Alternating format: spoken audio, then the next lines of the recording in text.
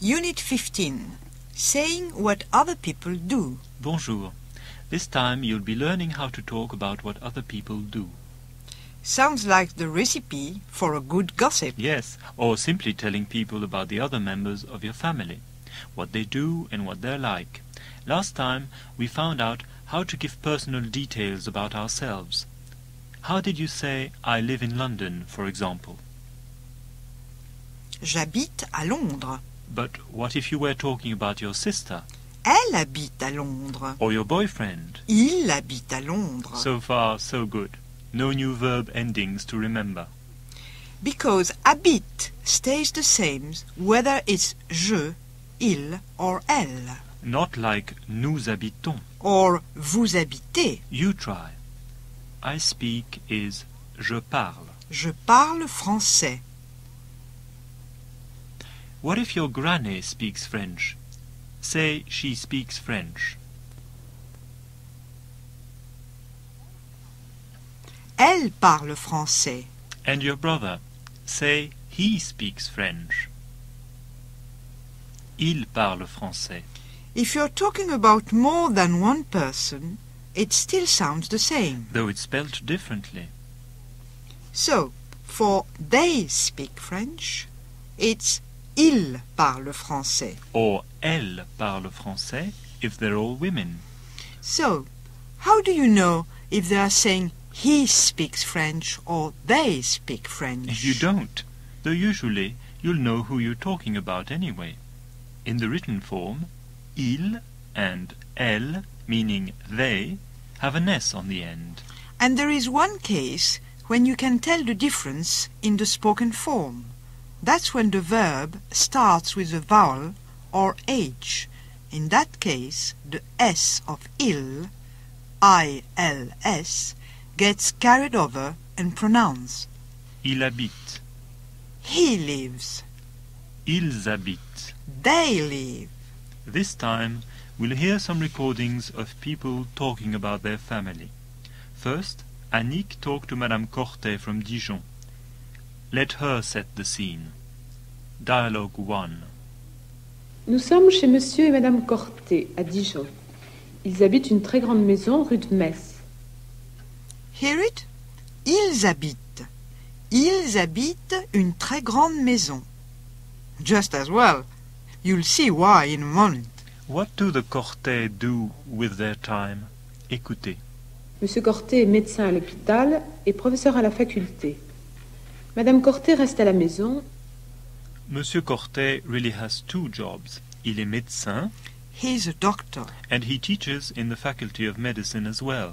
Il est professeur à la faculté. And Madame Cortet stays at home. Elle reste à la maison. Hardly surprising, as you'll hear. Madame Cortet reste à la maison. N'est-ce pas, Madame Cortet? Combien d'enfants avez-vous? J'en ai 11. 11? Oh là là! Quite. 11 children. Let's find out a bit more about Madame Cortet's famille nombreuse. Combien d'enfants avez-vous? J'en ai 11. 11? Oh là là! Et quel âge ont-ils? Ils ont entre 28 et 10 ans. Quel âge ont-ils? How old are they? The oldest is 28 and the youngest is 10. Are they all still at home? No, 2 of the daughters are married. Any children? Yes, a daughter each. Chacune a une fille. Which makes 2 granddaughters for Madame Cortet. 2 petites filles. Écoutez. Ils sont tous à la maison? Non, j'ai 2 filles mariées. Et elles ont des enfants? Oui, chacune a une fille. Et vous avez 2 petites filles, J'ai donc. donc 2 petites filles. That's 2 so far. What about the other 9? Are they all at school? Écoutez. Et les autres vont tous à l'école? Oui, la plus jeune, Marie, est à l'école primaire. 4 enfants sont au lycée. Une fille fait ses études d'infirmière. Un garçon va faire son service militaire. François est étudiant en médecine. Odile travaille au musée archéologique. Let's check through these. Listen specially to the verbs. Mary's the youngest. She's at primary school. La plus jeune, Marie, est à l'école primaire. 4 others are at the lycée. 4 enfants sont au lycée. Then another daughter's studying to be a nurse. Une fille fait ses études d'infirmière. 1 boy's going to do his military service, Un garçon va faire son service militaire. which leaves François, who's following in his father's footsteps. Il est étudiant en médecine. And Odile, she works in the archaeological museum. Elle travaille au musée archéologique. Well, is that all 11 of them? That's what Annick wants to check. Even Madame Cortet doesn't sound 100% sure. Et tout ça, ça fait 11 enfants? C'est tout, je crois. The second thing to remember when you're talking about other people is that some verbs don't follow the pattern of il parle or elle habite. And they are very common. You already know some of them. Il est, he is. Il est français. Ils sont for more than one. And what about he has? That's il a. They have. Ils ont. And then there's il fait. Qu'est-ce qu'il fait? What's he doing? And what about them? Qu'est-ce qu'ils font? What are they doing? And lastly, to go. Il va. You know already. He's going. And they are going. Ils vont. Notice all the plural ones end in ont and are pronounced on. Il est. Ils sont. Il va. Ils vont. Il a. Ils ont. Il fait. Ils font. C'est tout. Merci, messieurs, dames. Au revoir. Dialogue 2. Comment vous appelez-vous, madame? Anne-Marie Zablowski. Vous êtes aixoise, madame? Non, je suis lyonnaise, mais j'habite Marseille. Vous êtes mariée? Oui, Que fait votre mari? mon mari est employé dans une banque. Quelles sont ses heures de travail? Il travaille de 8 heures à midi et de 2 heures à 18h30. Il déjeune à la maison? Oui, il préfère manger à la maison. Et combien de semaines de vacances a-t-il par an? 4 semaines, environ un mois. Vous avez des enfants, madame Zablowski? Oui, j'ai 5 enfants. Quel âge ont-ils? 18, 15, 13, 2 fois 13 parce qu'il y a des jumelles, et 10 ans. C'est une belle famille. Et qu'est-ce qu'ils font? L'aîné va passer son baccalauréat D. La seconde prépare son brevet. Les jumelles sont en 4e et le dernier est encore dans le primaire. Donc ils sont tous à l'école? Tous. Madame Zablowski, avec 5 enfants, vous devez aimer les grandes familles. Oui, beaucoup. Et pourquoi? C'est vivant, c'est joyeux, la maison est pleine de rire. Je vous remercie beaucoup, madame. Exercice. À vous de parler. Exercice 1. Exemple. Les enfants, quand est-ce qu'ils vont arriver? Ah, ils arrivent maintenant. 1. Les enfants, quand est-ce qu'ils vont manger? Ah, ils mangent maintenant. 2. Et Madeleine, quand est-ce qu'elle va terminer le repas? Ah, elle termine le repas maintenant. 3. Et les tantes, quand est-ce qu'elles vont faire la vaisselle? Ah, elles font la vaisselle maintenant. 4. Oh, le petit Marc, quand est-ce qu'il va cesser de crier? Ah, il cesse de crier maintenant. 5. Les enfants, quand est-ce qu'ils vont sortir?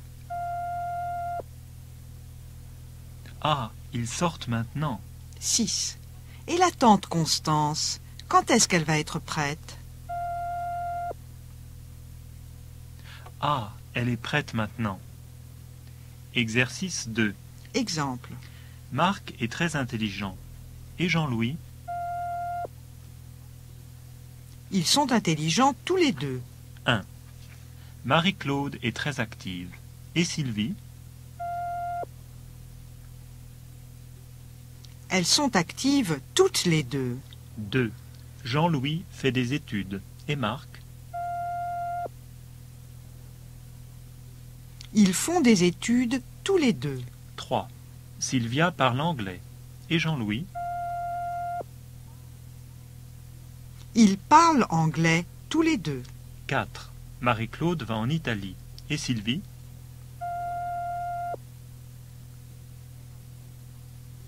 Elles vont en Italie toutes les deux. 5. Marc aime le jazz. Et Marie-Claude? Ils aiment le jazz tous les deux. 6. Marie-Claude a 20 ans. Et Sylvie? Elles ont 20 ans toutes les deux. Exercice 3. Votre sœur est très célèbre maintenant. Elle habite toujours chez vous?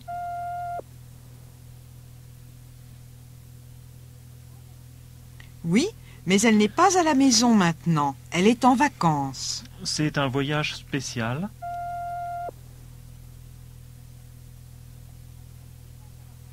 Non, elle va souvent à la campagne, juste pour quelques jours. Ah, elle est à l'hôtel?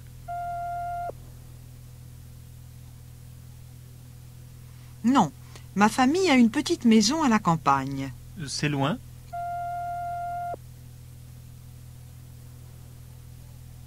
Très loin. Ma sœur aime la vie simple. Elle va à la campagne pour travailler?